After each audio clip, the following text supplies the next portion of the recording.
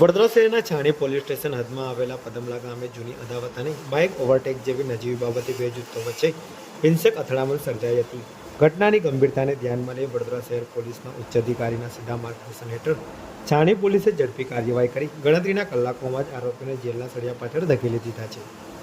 મળતી માહિતી મુજબ તારીખ 23 માર્ચ 2026ના રોજ પદમલા ગામના રાકેશ અને પૃથ્વી વચ્ચે બાઇક ઓવરટેક બાબતે બોલાચાલી થઈ હતી. જેવી તારીખ 30 માર્ચે ફરી વકરતા રાત્રિના સમયે બંને જૂથો આમને સામને આવી ગયા હતા.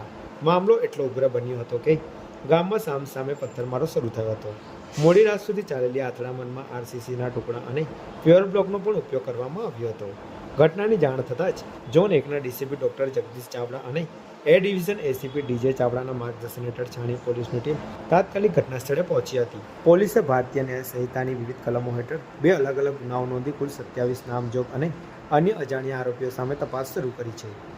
પીઆઈ આરએલ પ્રજાપતિ અને તેમની ટીમે સીસીટીવી ફૂટેજ અને સ્થાનિક સાક્ષીઓના આધારે આરોપીઓને ઓળખ કરી હતી. પ્રથમ તબક્કામાં 24 આરોપીને ઝડપી પાડ્યા બાદ પોલીસે વધુ 5 આરોપીને ધરપકડ કરી છે, જેમાં પિયુષ ચાવડા, કમલેશ ઉર્ફે કમુ, મિતેશ પરમાર, વિક્રમ ગોયલ અને હાર્દિક પડિયારનો સમાવેશ થાય છે. નજીવી બાબતે કાયદો હાથમાં લેનાર તત્વો સામે વડોદરા પોલીસ કડક વલણ અપનાવ્યું છે. હાલ પદમલા ગામમાં શાંતિનો માહોલ છે, પરંતુ પોલીસ દ્વારા સતત પેટ્રોલિંગ કરવામાં આવી રહ્યું છે.